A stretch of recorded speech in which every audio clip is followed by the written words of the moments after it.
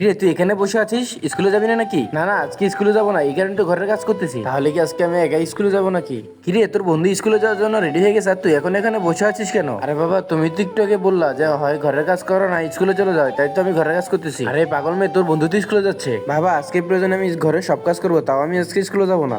হ্যাঁ হ্যাঁ ঠিক আছে, আজকে সারাদিনই তুই ঘরের কাজ করবি, তখন দেখবি তোর বুদ্ধি আপনা আপনি হয়ে যাবে। বাবা তো আর জানে না আজকে আমার হোমওয়ার্ক চেক করবে ম্যাম, তাই আর আজ আমি স্কুলে যাবো না। তাহলে কি আজকে আমি একা কি স্কুলে যাবো নাকি? আজকে তো আমারও হোমওয়ার্ক চেক হবে। এখন আমি কি করি, এই তো দড়ি পেয়েছি, দড়িটা দিয়ে আমি উপরে চলে যাই, তাহলে আর স্কুলে যাওয়া লাগবে না আমার। আরে ছেলেটার স্কুলে যেতে কি এতটাই লেট হয়ে গেলো যে টিফিন নিতে ভুলে গেছে ও? এখন তোর না খেয়ে থাকা লাগবে। আচ্ছা যাই হোক, আমি স্কুলে গিয়ে ওর টিফিনটা দিয়ে আসি। আরে আমার ছেলেটা স্কুলে যায়নি তো গেলো কোথায়? চিন্তা করবেন না ম্যাডাম, যে করে হোক আপনার ছেলেকে খুঁজে বের করবো। আরে ম্যাডাম এই দড়িটা কিসের? যদি এটা বের কোনো চোর চলে আসে তখন? আচ্ছা স্যার ঠিক আছে, তাহলে আমি উপরে গিয়ে এটা খুলে দিচ্ছি। আজ আর স্কুলে যাবো না, সারাদিন এই ছাদের উপরেই বসে থাকবো, তাহলে আর হোমওয়ার্কের জন্য মার খেতে হবে না, বসে বসে সারাদিন আম খাবো। হ্যাঁ এই শয়তান ছিল, তুই এখানে বসে আছিস আর তোকে আমি খুঁজে বেড়াচ্ছি।